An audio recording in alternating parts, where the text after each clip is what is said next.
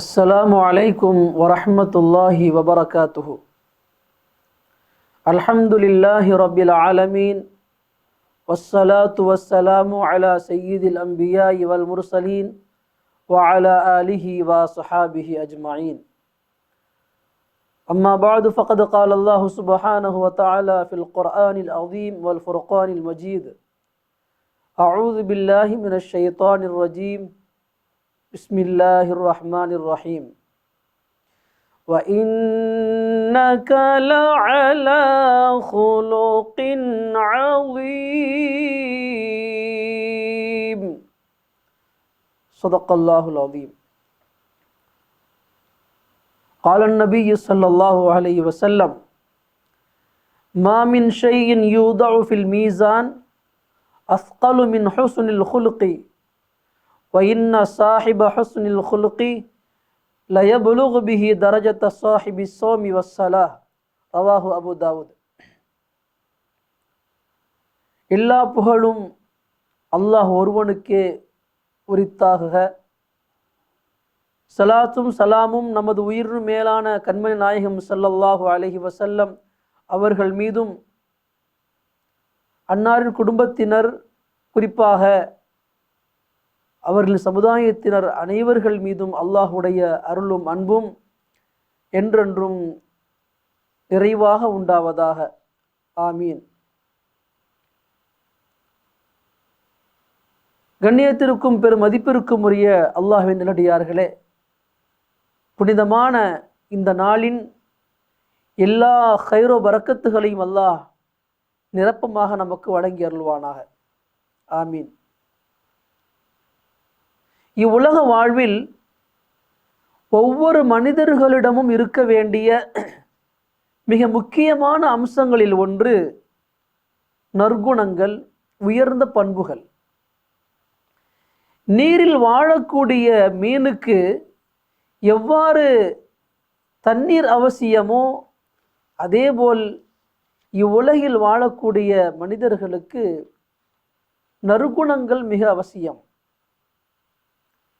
நற்குணங்கள் தான் ஒரு மனிதனை அழகுபடுத்துகிறது. நல்ல சிறந்த கல்விமானிடம் நற்குணங்கள் இருந்தால் அது அவரையும் அவரது கல்வியையும் அழகுபடுத்தும். ஒரு செல்வந்தரிடம் நற்குணங்கள் இருந்தால் அது அவரையும் அவருடைய செல்வத்தையும் அழகுபடுத்தும். ஒரு வணக்கசாலியிடம் நற்குணங்கள் இருந்தால் அது அவரையும் அவருடைய வணக்கத்தையும் அழகுபடுத்தும். பதவிகளில் வசிக்கின்றவர்களிடம் நற்குணங்கள் இருந்தால் அது அவர்களையும் அவர்களது பதவிகளையும் அழகுபடுத்தும். ஆக நற்குணங்கள் என்பது ஒவ்வொரு மனிதனிடம் இருக்க வேண்டிய உயர்ந்த பண்புகளில் ஒன்று. நற்குணங்கள் இல்லை என்றால் மனிதனை உண்மையான மனிதனாக பார்க்க முடியாது. ஒரு செல்வந்தரை உண்மையான செல்வந்தராக பார்க்க முடியாது. ஒரு கல்விமானை உண்மையான கல்விமானாக பார்க்க முடியாது. ஒரு வணக்கசாலியை உண்மையான வணக்கசாலியாக பார்க்க முடியாது. ஒரு ஆட்சியாளரை உண்மையான ஆட்சியாளராக பார்க்க முடியாது. இதற்கெல்லாம் காரணம் அவர்களிடத்தில் நற்குணங்கள் இல்லை. எந்த சமூகத்தில் நற்குணங்கள் நிறைந்து காணப்படுமோ அந்த சமூகம் கண்ணியம் வாய்ந்த சமூகமாக, உயர்ந்த சமூகமாக கருதப்படும். எந்த சமூகத்தில் நற்குணங்கள் இல்லையோ அந்த சமூகம் தாழ்ந்த நிலைக்கு தள்ளப்படும். இதனால்தான் இஸ்லாமிய மார்க்கம் தன்னுடைய சமூகத்திற்கு மட்டுமல்ல, உலகத்தில் வாழக்கூடிய ஒவ்வொரு மனிதர்களுக்கும் ஒவ்வொரு கட்டத்திலும் நற்குணங்களை போதித்து கொண்டிருக்கிறது. நமது உயிரினும் மேலான கண்மணி நாயகம் ஸல்லல்லாஹு அலைஹி வஸல்லம் அவர்களை அழகுபடுத்தியதும் அந்த நற்குணங்கள் தான். அல்லாஹும் அவனது வானவர்களும் உலகிலுள்ள படைப்பினங்கள் அனைத்தும் அவர்களை மனமாற நேசிப்பதற்கு காரணமும் அவர்களிடமிருந்த நற்குணம்தான்.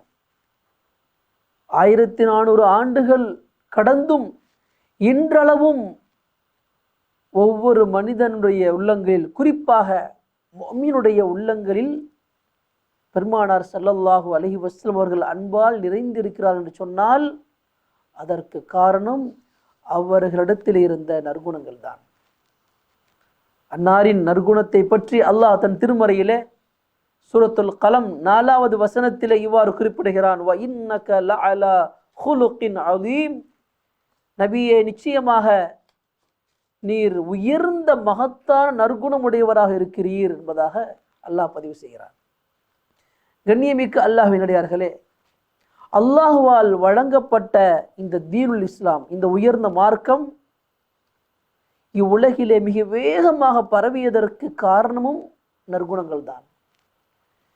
இவ்வுலகில் மட்டுமல்ல, இவ்வுலகை விட்டு பிரிந்து நாளை ஒரு மறுமையிலே ஒரு மனிதனை கண்ணியப்படுத்தும் என்றால் அதுவும் நற்குணம்தான்.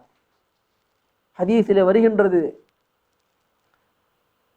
பெருமானார் ஸல்லல்லாஹு அலைஹி வஸல்லம் அவர்கள் கூறுகிறார்கள், நாளை மறுமையிலே நன்மைகள் நிறுக்கப்படும் தராசில் அதிக கனமுடையது ஒரு மனிதனுடைய நற்குணங்கள் தான். அது எந்த அளவுக்கு உயர்ந்தது என்று சொன்னால், யாரிடத்தில் நற்குணங்கள் இருக்குமோ அவர் உயர்ந்த அந்தஸ்தை பெறுகிறார். எப்படிப்பட்ட அந்தஸ்து என்று சொன்னால், ஒரு நோன்பாளி அல்லாஹ்விற்காக மனப்பூர்வமாக எல்லா ஒழுக்கங்களையும் பேணி அந்த நோன்பை நோற்றால் எந்த அந்தஸ்தை பெறுவாரோ அந்த அந்தஸ்தை பெறுகிறார்.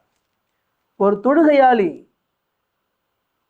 தொழுகையுடைய அனைத்து ஒழுக்கங்களையும் பேணி முழுமையாக நிறைவேற்றினால் எந்த அந்தஸ்தை பெறுவார்களோ அப்படிப்பட்ட அந்தஸ்தை நற்குணத்தால் ஒரு மனிதன் அடைந்து கொள்ள முடியும் என்பதாக பெருமானார் ஸல்லல்லாஹு அலைஹி வஸல்லம் அவர்கள் நற்குணத்தினுடைய உயர்ந்த அந்தஸ்து இந்த சமுதாயத்திற்கு எடுத்து வைக்கிறார்கள்.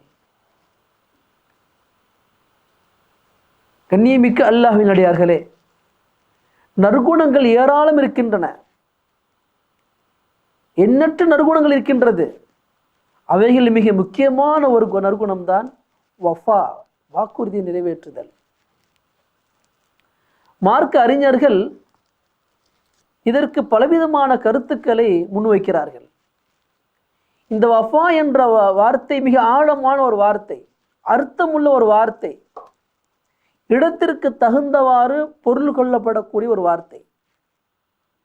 ஒரு மனிதன் மற்றவர்களோடு நடந்து கொள்ள வேண்டிய முறையை சரியாக நேர்த்தியாக பின்பற்றினால் அதற்கு பெயர் வஃபா. ஒரு பெற்றோர் தன் பிள்ளைகளோடும் பிள்ளைகள் தன் பெற்றோர்களோடும் நடந்து கொள்ள வேண்டிய முறையை சரியாக நேர்த்தியாக பின்பற்றினால் அதற்கு பெயர் வஃபா. ஒரு கணவன் தன் மனைவியிடமும் ஒரு மனைவி தன் கணவனிடமும் நடந்து கொள்ள வேண்டிய முறையை சரியாக நேர்த்தியாக பின்பற்றினால் அதற்கு பெயர் வஃபா. ஒரு வியாபாரி மற்ற வியாபாரியிடம் நடந்து கொள்ள வேண்டிய முறையை சரியாக நேர்த்தியாக பின்பற்றினால் அதற்கு பெயர் வஃபா. சுருங்க சொல்ல போனால் இந்த குணம்தான் ஒரு மனிதனை நல்லவனாக தீயவனாக தீர்மானிக்கிறது. கண்ணியமிக்க அல்லாஹ்விடையார்களே, இந்த நற்குணம்தான் நபி ஸல்லல்லாஹு அலைஹி வஸல்லம் அவரிடத்தில் இருந்திருந்தது. இந்த நற்குணத்தால் தான் இஸ்லாம் உலகெங்கிலும் பரவத் தொடங்கியது. ஆரம்ப காலத்திலே, இஸ்லாம் வளர்ந்து வருகிற அந்த ஆரம்ப காலத்திலே மக்காவிலிருந்து ஹிஜ்ரத் செய்து சஹாபாக்கள் மதீனாவிற்கு வருகை புரிந்தார்கள். அந்த நேரத்திலே மக்காவாசிகளுக்கு உதவியாக இருந்தவர்கள் அன்சாரி சஹாபாக்கள், அங்கிருந்த மதீனாவாசிகள். அவர்கள் செய்த உபகாரத்தை போன்று உதவியை போன்று உலகத்தில் யாரும் செய்திட முடியாது. பெருமானாருடைய ஒரு சொல்லுக்கு கட்டுப்பட்டு தனக்கு 2 மனைவி இருந்தால் ஒன்றை தலாக்கிட்டு அதை ஹிஜ்ரத் செய்து அந்த முஹாஜிருக்கு அந்த சஹாபிக்கு திருமணம் முடித்து வைப்பார்கள். தன்னுடைய இல்லத்திலே பங்கு கொடுப்பார்கள், வியாபாரத்திலே பங்கு கொடுத்தார்கள். இதற்கெல்லாம் காரணம் பெருமானாரை நேசித்ததன் உச்சகட்டம் தான் இப்படிலாம் அவளை செய்ய தூண்டியது. அப்படிப்பட்ட அன்சாரி சஹாபாக்களை பெருமானார் பலமுறை புகழ்ந்திருக்கிறார்கள். அவர்களுக்காக பலமுறை துஆ செய்திருக்கிறார்கள். அது அனஸ் பின் மாலிக் ரலியல்லாஹு அன்ஹு அவர்கள் அறிவிக்கிறார்கள், இமாம் புகாரி ரஹிமஹுல்லா அவர்கள் தன்னுடைய கிரந்தத்திலே பதிவு செய்கிறார்கள். பெருமானார் ஸல்லல்லாஹு அலைஹி வஸல்லம் அவர்களின் இறுதி காலத்தில் அவர்கள் நோய்வாய்ப்பட்டிருந்த பொழுது ஒரு நாள் அபூபக்கர் ரலியல்லாஹு அன்ஹு அவர்களும் அப்பாஸ் ரலியல்லாஹு அன்ஹு அவர்களும் அன்சாரி சஹாபாக்கள் கூடியிருந்த ஒரு சபையை கடந்து செல்கிறார்கள். அந்த நேரத்திலே அந்த அன்சாரி தோழர்கள் அழுது கொண்டிருக்கிறார்கள். அப்பொழுது அங்கு சென்ற அந்த சஹாபாக்கள் கேட்பார்கள், மா யுபுக்கீக்கும், ஏன் அழுது கொண்டிருக்கிறீர்கள்? அப்பொழுது சொல்வார்கள், ஸக்கர்னா மஜ்லிஸன் நபி ஸல்லல்லாஹு அலைஹி வஸல்லம் மின்னா, நாயகம் ஸல்லல்லாஹு அலைஹி வஸல்லம் அவர்களோடு அமர்ந்திருந்த சபைகள் நாங்கள் நினைவு கூர்ந்து பார்க்கிறோம். இப்பொழுது அந்த வாய்ப்பு கிடைக்காமல் போய்விட்டது என்பதாக நாங்கள் அழுது கொண்டிருக்கிறோம் என்று சொன்ன பொழுது இந்த செய்தியை பெருமானார் ஸல்லல்லாஹு அலைஹி வஸல்லம் அவர்களுக்கு அந்த சஹாபாக்கள் எத்தி வைக்கிறார்கள். இதை கேள்விப்பட்டதும் நோய்வாய்ப்பட்டிருந்த பெருமானார் ஸல்லல்லாஹு அலைஹி வஸல்லம் அவர்கள் வீட்டிலிருந்து வெளியே வருகிறார்கள். வருகின்ற பொழுது பெருமானார் ஸல்லல்லாஹு அலைஹி வஸல்லம் அவர்கள் தான் போர்த்தியிருந்த அந்த சால்வையின் ஓரத்தை தன் தலையில் கட்டியிருந்தார்கள். வெளியே வந்து பெருமானார் ஸல்லல்லாஹு அலைஹி வஸல்லம் அவர்கள் உரை நிகழ்த்துவதற்காக மிம்பரிலே ஏறுகிறார்கள். வரலாறுல பதிவு செய்கிறார்கள். அதற்கு பிறகு பெருமானார் ஸல்லல்லாஹு அலைஹி வஸல்லம் அவர்கள் மிம்பரில் ஏறியது கிடையாது. அதுதான் கடைசி உரை. மிம்பரில் ஏறிய பிறகு அல்லாஹை புகழ்வார்கள். அல்லாஹை புகழ்ந்து விட்டு சொல்வார்கள், ஊசிக்கும் பில் அன்சார், அன்சாரிகள் விஷயத்தில் நான் உங்களுக்கு உபதேசம் செய்கிறேன். அவர்களோடு நல்ல முறையில் நடந்து கொள்ளும் விஷயத்தில் உங்களுக்கு நான் உபதேசம் செய்கிறேன். ஏனென்றால் அவர்கள் என்னுடைய இறைப்பை, என்னுடைய கருவூலம் என்று சொல்வார்கள். அன்சாரி தோழர்கள் என்னுடைய கருவூலம். வகத் கதவுல்லதி அலைஹிம், அவர்களுக்கு என்ன பொறுப்பு இருந்ததோ அதை அவர்கள் முழுமையாக நிறைவேற்றி விட்டார்கள். அவருடைய வேலை என்ன, கடமை என்ன? முஹாஜிர்கள் மக்காவிலிருந்து மதீனாவிற்கு வந்தார்கள், அவர்களுக்கு கண்ணியப்படுத்த வேண்டும், சங்கைப்படுத்த வேண்டும், அவர்களுக்கு உதவி செய்ய வேண்டும். அனைத்தையும் முழுமையாக செய்து கொடுத்தார் அன்சாரி தோழர்கள். வபக்கியல்லதி லஹும், இப்பொழுது ஒன்று மீதம் இருக்கிறது என்று சொன்னால் அவர்களுக்கு செய்ய வேண்டிய கடமை, அன்சாரிகளுக்கு செய்ய வேண்டிய கடமை மட்டும்தான் மீதம் இருக்கிறது என்று சொல்லிவிட்டு பிறகு சொல்வார்கள், ஃபக்பலூ மின் முஹ்சினிஹிம், அவர்களுடைய வாழ்க்கையிலே அவர்கள் என்னென்ன நல்ல காரியங்கள் எல்லாம் செய்தார்களோ, என்னென்ன நலவுகள் எல்லாம் செய்தார்களோ அனைத்தையும் நீங்கள் ஏற்றுக்கொள்ளுங்கள், புரிந்து கொள்ளுங்கள். அவர்கள் தங்களுடைய வாழ்க்கையில் ஏதாவது தவறு செய்திருந்தால், அது எப்படிப்பட்ட தவறாக இருந்தாலும் சரி, அதை தாங்கள் மன்னித்து விடுங்கள் என்பதாக பெருமானார் ஸல்லல்லாஹு அலைஹி வஸல்லம் அவர்கள் அன்சாரி சஹாபாக்களுடைய விஷயத்தில் இப்படி சொல்கிறார் என்று சொன்னால் சற்று சிந்திக்க வேண்டும். கண்ணியமிக்க அல்லாஹ்வுடையார்களே, அன்சாரி தோழர்கள் எவ்வளவு பெரிய பாக்கியவான்கள், எவ்வளவு பெரிய அந்தஸ்தை பெற்றவர்கள்.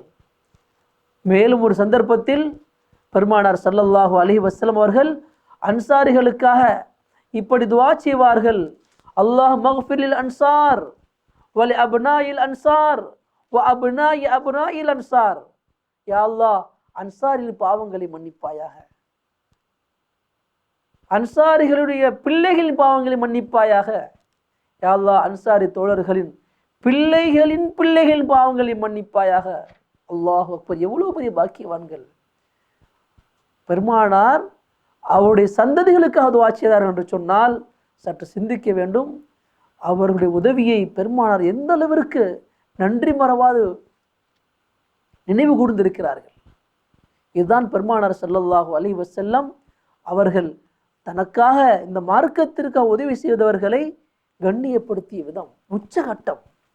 இன்னும் ஒருபடி மேலே சொல்லுவேமையானால், இஸ்லாத்தை ஏற்றுக்கொள்ளாதவர்கள் எப்போதாவது இஸ்லாத்திற்காக உதவி இருப்பார்கள். இஸ்லாத்தை ஏற்றுக்கொள்ளாதவர்கள் எப்பொழுதாவது இஸ்லாத்திற்காக உதவி இருப்பார்கள். அவர்களுடைய உதவியையும் பெருமானார் நினைவு கூறுவார்கள்.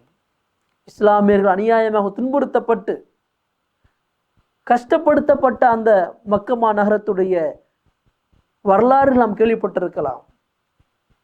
நாயம் ஸல்லல்லாஹு அலைஹி வஸல்லம் அவர்கள் மக்காவில் வாழ்ந்த காலத்தில் இஸ்லாத்தை ஏற்றுக்கொண்டதற்காக பெருமானாரையும் அவர்கள் தோழர்களையும் ஊரை விட்டு ஒதுக்கி வைத்தார்கள். பிறகு முஹம்மது ஸல்லல்லாஹு அலைஹி வஸல்லம் அவர்களோடும் அவர்களின் தோழர்களோடும் எவரும் தொடர்பு வைத்துக் கொள்ளக்கூடாது என்று ஒரு ஒப்பந்தம் போட்டு அதை காபாவில் மாட்டி வைத்திருந்தார்கள். அந்த நேரத்தில் இஸ்லாத்தை ஏற்றுக்கொள்ளாத பல மக்காவாசிகள் இந்த ஒப்பந்தத்தை கடுமையாக எதிர்த்தார்கள். நீங்கள் செய்கின்ற செயல் முற்றிலும் அநியாயமானது, இவ்வாறு நீங்கள் செய்யக்கூடாது. அப்படி எதிர்த்தவர்களில் அபுல் புஹ்தரி என்ற ஒரு மனிதர், அவர் சொன்னார், இவர்கள்லாம் நம்முடைய ஊரை சார்ந்தவர்கள், நம்முடைய இனத்தை சார்ந்தவர்கள், நம்முடைய உடன்பிறப்புகள், சொந்த பந்தங்கள், இவர்களை ஊரை விட்டு ஒதுக்கலாமா என்று கடுமையாக அந்த ஒப்பந்தத்தை எதிர்த்தார். ஒதுக்கி வைத்த இந்த செயலை கடுமையாக எதிர்த்தார். இஸ்லாத்திற்காக குரல் கொடுத்தார். அவருடைய இந்த ஒரு செயலை பெருமானார் ஸல்லல்லாஹு அலைஹி வஸல்லம் மறக்கவே இல்லை. பத்ர் யுத்தத்திற்காக சஹாபாக்களை தயார் செய்கின்ற பொழுது பெருமானார் சஹாபாக்களிடத்தில் சொல்வார்கள், நீங்கள் எதிரிகளின் வரிசையில் அபுல் புஹ்தரியை சந்திக்க நேர்ந்தால் நீங்கள் அவரை கொலை செய்யக்கூடாது, அவருடைய உயிருக்கு எந்த சேதமும் ஏற்படுத்தக்கூடாது என்று சஹாபாக்களுக்கு பெருமானார் ஸல்லல்லாஹு அலைஹி வஸல்லம் அறிவுறுத்தினார் என்று சொன்னால், கண்ணியமிக்க அல்லாஹ்விடையார்களே, இன்று இஸ்லாத்திற்கு பல சோதனைகள் வருகின்றன, பல கஷ்டங்கள் வருகின்றன. ஆனால் இஸ்லாத்தை ஏற்றுக்கொள்ளாத நல்லுள்ளம் கொண்ட எத்தனையோ மக்கள் இஸ்லாத்திற்காக குரல் கொடுக்கிறார்கள். அதை நாம் அன்றாடம் பார்த்து வருகிறோம். அப்படிப்பட்ட மனிதர்களை வரவேற்க வேண்டும், அவர்களுக்கு அல்லாஹ்விடத்தில் துஆ செய்ய வேண்டும், அவர்களுக்காக இந்த தீனுல் இஸ்லாத்திற்காக உதவிய அந்த நற்பண்புக்காக நாம் துஆ செய்ய வேண்டும். இதுதான் பெருமானார் ஸல்லல்லாஹு அலைஹி வஸல்லம் கற்றுத்தந்த உயர்ந்த பண்புகளாக இருக்கின்றது. கண்ணியமிக்க அல்லாஹ்விடையார்களே, இவ்வுலக வாழ்க்கையிலே உயர்ந்த பண்புகளை நாம் எடுத்து நடக்க வேண்டும். உயர்ந்த பண்புகளால் தான் பெருமானார் ஸல்லல்லாஹு அலைஹி வஸல்லம் இருந்தார்கள். அவருடைய உம்மத்தும் உயர்ந்திருக்கிறது. எல்லாம் வல்ல அல்லாஹ் ஜல்ல ஷானுஹு தஆலா இந்த புனிதமான ரமதான் பரக்கத்தை கொண்டு நம்முடைய வாழ்க்கையில் உயர்ந்த நற்குணங்களையும் நற்பண்புகளையும் நன்றியுணர்வோடு வாழக்கூடிய சிறந்த பண்புகளையும் வழங்கி அருள்வானாக. ஆமீன். வாஹிர் தாவானா அல்ஹம்துலில்லாஹி ரபில் ஆலமீன். அஸ்ஸலாமு அலைக்கும் வரஹ்மத்துல்லாஹி வபரகாத்துஹு.